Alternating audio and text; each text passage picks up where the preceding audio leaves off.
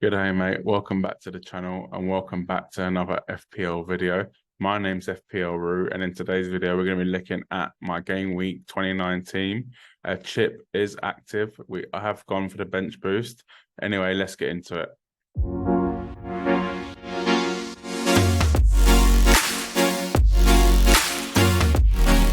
So first up, we'll just let you know that I will be playing my bench boost in game week, double game week 29. The reason for this is it's basically the biggest double game week of the season. A load of great teams have brilliant fixtures, and it's a real chance to kind of load up on the more fixtures and more players, and hopefully that means more points. We'll start off in goal though. So my two goalkeepers are David Raya and Kepa. So Raya has Brighton away and Man United away, which is not the easiest double game week. But, you know, Raya, he does pick up them save points. And Brentford have been keeping a few clean sheets recently. So they did keep one against Southampton in game week 27 in that double game week too. So I'm hoping that Raya can get at least one clean sheet. Although I do have Brighton and Man United attackers. So really, I probably don't want him to, but if he does, then great. And just hopefully he can get the save points up. So he could always end up with 6-7 points just on save points. So Kepa, again, another player with not the best double game week. So Aston Villa at home and Liverpool at home. But Chelsea's defense has been looking really, really good. Well, recently, apart from the last two games, but yeah, overall, the past, say, 10 games have been looking really good. So clean sheet in game week 26. And then, yeah, clean sheet in 22, 21, 20, and yeah, a few others throughout the season. So although their attack hasn't been great, although they have picked up recently, their defense has been pretty solid. Also picking up a clean sheet, yeah, like I said, in 26 against Leeds. So yeah, I do fancy Chelsea to keep at least one clean sheet in these two games against Villa or against Liverpool. But we'll move on to the defence. So for the defence, we have got double Newcastle defence. Again, their double game week is not the best. Man United at home and West Ham away. But Newcastle's defence has been incredible this season. Although they haven't kept a clean sheet in the last, well, we're looking back to game week 21 when they've kept the last clean sheet, which is not really great, considering I've got double. But I am hopeful they're keeping at least one clean sheet in this double game week. And with Trippier, so I've got Botman and Trippier. With Trippier, you've always got them attacking returns, free kicks, corners, and Botman, yeah, can always score a header. But yeah, Trippier is probably the main attacking threat. And yeah, I'm just hoping for one clean sheet. I've also got Estupinan. So I did see him the other day playing against Australia in Melbourne, which is where I currently am living. He scored a penalty, so maybe he could be in pens. No, definitely not. But it's nice to wind a few people up on Twitter about it. And yeah, so De Zerbi has come out and said there's no sort of fatigue in the squad. So I'm hoping he does start both games, and that is Brentford at home and Bournemouth away. So a really good double game week.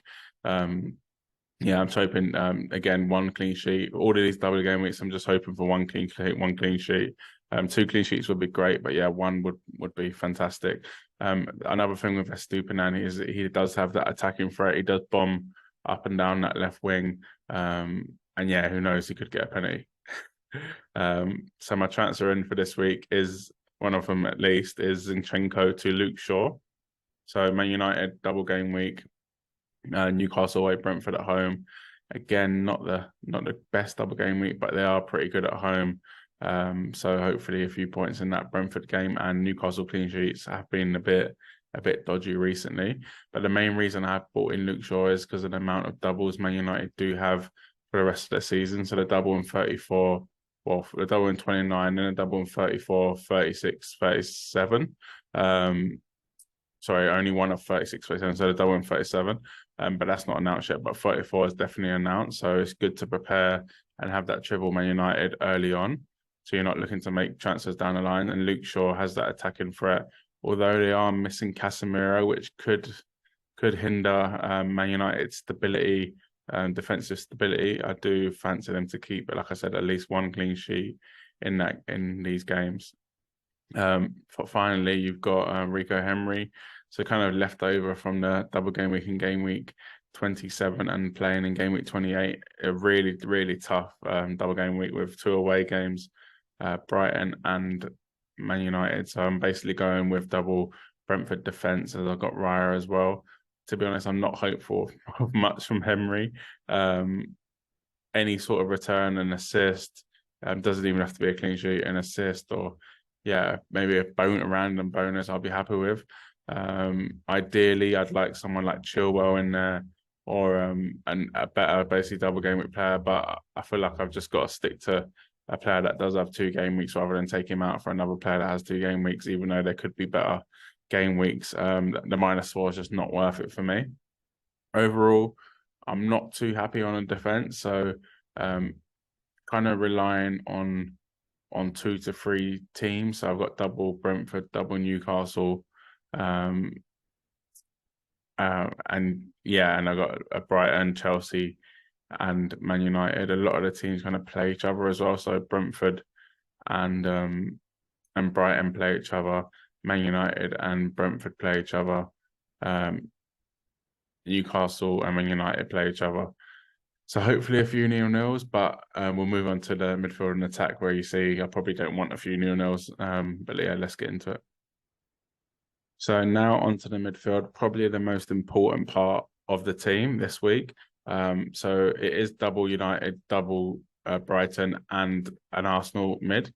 We'll start with the Brighton mid. So Matoma and March. So as mentioned, Brighton have a double game week of Brentford at home and Bournemouth away. So really, really good double game week. With March and Matoma and all Brighton mids, really, McAllister, etc. The points are split. So I'm just hoping I'm on the right side of the points this time round. Last time I was pretty good. Matoma got returns, March got returns, McAllister got returns. So all happy days. I'm just hoping there's not too much of a kind of point swing. I'm not hoping McAllister doesn't score 3 goals and Matoma and March get nothing. In terms of the last game week, so the last game, so expected goals in goal involvements by Matoma was 0.27, and then in the Leeds game 0.57. But before that, in game week 26, it was 0.91. So Matoma is getting a lot in the box, sort of getting in great positions. In terms of March for expected goal involvements, it wasn't looking that great. So 0.09 against Palace in game week 27, 0.18 against Leeds. So it does look like Matoma is a bigger threat going forward, and that will say in terms of who I'm going to put my vice captain on, it will be Matoma, but that is because I will be putting my captaincy on Marcus Rashford. So Marcus Rashford, along with Bruno Fernandes, who I'll talk about a bit later, I have Newcastle away and Brentford at home. Again, not the best double game week, but Rashford has been on fire recently. Although he hasn't scored in his last 2 Premier League games, this season he's literally been like one of the best players in the world. It's crazy to say that, but yeah, one of the best players in the world. He's got 18 returns in terms of goals and assists in the Premier League, 14 of them being goals. He's just looks like a real good attacking threat. He did get a 15-pointer in the game week 24 before he did have a blank game week, then blank in two games following that. Ten Hag said he should be back from his injury, so the captain's ban is fully on him. Other transfer in this week, along with Shaw, is Bruno Fernandes, his colleague. So Fernandes doesn't really come in for form. He done well in game week 24, done well in game week 22 and game week 20, the double game week that I'm sure a lot of us brought him in for. But other than that, he hasn't really done amazing numbers. 5 goals, 7 assists throughout the whole Premier League season. So yeah, not the best really, but he does do well in double game weeks where there's a chance to get them points from penalties and say free kicks and stuff like that. And he did do us well in the last double game week, so I'm hoping for the same again. Odegaard is my last Arsenal player left in my team, so I did take out Saka for Fernandes. That is only so I can afford to do Tony to Haaland next week. Otherwise, I won't be able to afford that move. I'd love to take out Odegaard instead, but I can't afford that next week. So that's why I decided to take out Saka. So they do have a single game week fixture. That is Leeds at home. So really good fixture. Again, Odegaard's kind of a hit and miss. Sometimes he delivers, sometimes he don't. Saka is a much better option, but I'm just hoping Saka doesn't score too many goals and Odegaard can kind of keep up. But yeah, we'll move on to the forwards. So up front, we're looking okay. We're not looking the best though. I would like Havertz with a great double game week or 2 home games at least, and he's on penalties. But yeah, I don't think it's worth a -4. There are players like Isaac you could get with a double game week, but for me, this is what I've gone for. This is the players I already have, and I'm not looking to transfer any of them out at the moment. So Harry Kane does have a single game week. People have been taking him out, and he is an option to take out, but he's literally been on fire this season. I think people kind of forget how good he has been. 21 goals and 6 assists, 26 returns, ridiculous. 182 points so far in FPL. Like the guy has been honestly like incredible this season. If it weren't for him, I don't know where Spurs would have been in the table. Also, Antonio Conte has now been relieved of his duties. So Stellini has come in. And as we've seen with Stellini, when he's taken over while Conte was unwell, Spurs do play with a little bit more freedom. I wouldn't say they're attacking, but I'd say the players have a little bit more freedom to kind of go forward. And I'm hoping it can bring out the best in Son and maybe Richarlison or Danjuma in order to help Kane up the top. So Everton away will be a tricky game. It is a Monday night in the UK. So Monday night under the lights, Goodison Park. It's not the easiest game. Sean Dyche as well. Sean Dyche's Everton fighting for their lives. I fancy this to be a low-scoring game, but if Spurs are going to score, it's going to involve Harry Kane. And then following that, he has Brighton at home and Bournemouth at home. So there's no way I'm going to be taking him out. When it comes to game week 32, maybe we can look at that. But for now, Harry Kane's a definite stay in this team, and I'm hoping for some returns this game week. Ivan Toney next up with Brighton away and Man United at home. I'm not too worried about the fixtures of Ivan Toney as he can score against anyone. As we've seen in previous kind of game weeks, he scored against Spurs, scored 2 against the City at the Etihad this season, scored against Arsenal, so he can score against anyone, so I'm not worried about that. The one thing I am worried about is the yellow card ban. So he's 1 away from missing 2 games. So if he gets that in the first game, against Brighton away, and he will miss the Man United game. Having said that, that is the trickier fixture of the 2, so at least he is getting the Brighton game. But for me, I want both games. I think Toney can do damage in both games, and just hopefully he kind of stays out the book and behaves himself in that Brighton game, because he probably will be coming out my team in the next game week, in game week 30. So I just need him to get through this game week. Also got Ollie Watkins. 2 away games, Chelsea and Leicester.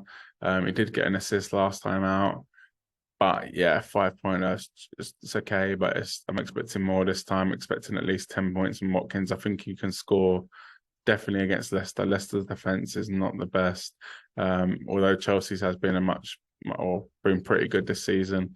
Recently they have conceded a few goals, so yeah, I'm hoping Watkins can get a few goals from that, as I know a lot of people do have double Chelsea defense. So yeah, hopefully they can knock that one out, even though I do have Azpilicueta, but not Azpilicueta, sorry, Kepa. I'm just hoping, yeah, Watkins can deliver. So as you can see, I have read out 15 players. That is because I am playing the bench boost. If I wasn't playing the bench boost, I would probably bench Kane, Botman, and Rico Henry. So they're my like additional players if you want to look at it like that. From any bench boost, I am hoping for 20 points. I know that seems like a lot, but it's not really if a player has 2 games. And I'd also be benching Raya. So let's say all of the players, we've got 4 players on the bench, let's say they get 5 points each. I think that's more than doable. Let's say all the defenders get a clean sheet each. So that takes it to 6 plus 2. playing points for the additional fixture. That's 8 each, so that's 24 plus Kane. Kane can get a goal at least. That's 30. So yeah, hopeful for 30, minimum 20. But yeah, let me know below what you think of my team and what you think of my transfers. Am I gonna regret taking out the Arsenal players? The last time I did do that this season, when they had a really bad run of fixtures, they had Liverpool, Spurs, Man United all kind of in a row, and I took them out. And Martinelli just scored so many goals and ruined my rank. So I'm hoping the same doesn't happen. That's why I'm leaving in Odegaard. I could take him out though for Ashley Barnes, which is an option I've been thinking, but I'm not sure it's worth it for a -4. Leicester are kind of like a nice fault, but I think they're pretty bad, so I wouldn't trust them over an Arsenal player. But it is a fault. So if we do hear anything, I'll definitely let people know on my Twitter too. But yeah, let me know below what you think of this team, and I'll definitely catch you in the next video. And good luck for the game week. Let's get 100 points.